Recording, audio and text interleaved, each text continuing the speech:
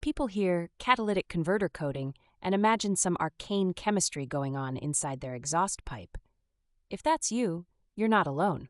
A lot of car owners never even think about this stuff until their check engine light comes on and panic sets in. The basic point of a catalytic converter is to take toxic gas from your engine and make it less nasty for the planet. But all that magic rests heavily on a thin, precious metal coating. Without it, you might as well be driving a smoke-belching lawnmower. This coating is a ridiculously thin layer, sometimes only 10 to 30 microns thick. To put numbers on it, an average human hair is 50 microns. Your entire vehicle's emissions performance depends on something 50 times thinner than a pencil eraser.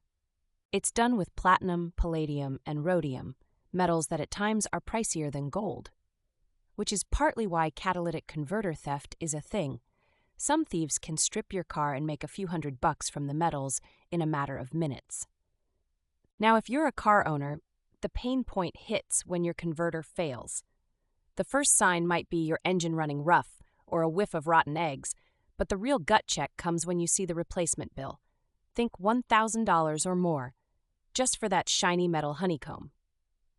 If you want your converter to last, the coating has to be uniform and stick tightly to the ceramic inside. That's not always a given. Poor coatings can flake off, which turns your expensive part into nothing more than a hollow tube. Most people don't realize that. Manufacturers use something called a wash coat.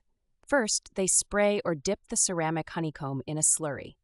That slurry is full of aluminum oxide, or sometimes titanium dioxide, with the precious metals mixed in. This is basically the sticky base that helps the metals do their magic. They dry and bake the coated substrate at high heat, locking everything in place. Pro tip: small manufacturers sometimes rush this step to save time, but slow and steady ensures a more even spread. This is literally the difference between a 10-year part and a 3-year headache. Here's a step-by-step for the curious. Start with a totally clean ceramic core. Apply the wash coat mixture evenly, dry it at low heat, then bake the whole thing at around 1400 degrees Fahrenheit. That's not a typo. Withstand lava temperatures, or be prepared to shell out later. The genius is in maximizing surface area.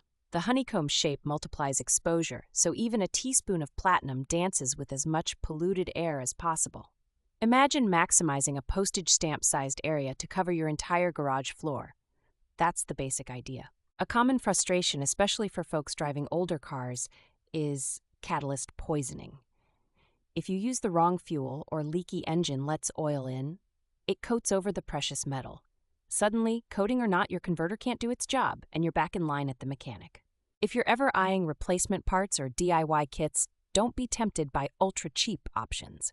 Numbers don't lie. Converters with thin or inconsistent coatings can lose 80% of their cleaning ability after just 50,000 miles. Ask for documentation and check the warranty always. Most overlooked? Your driving habits really matter. Lots of short trips or cold starts mean your catalytic converter spends more time too cool to work efficiently. If you want this costly part to last, it pays, literally, to drive until the engine is warm. Take it from Scott in Portland, who's had his converter swapped twice.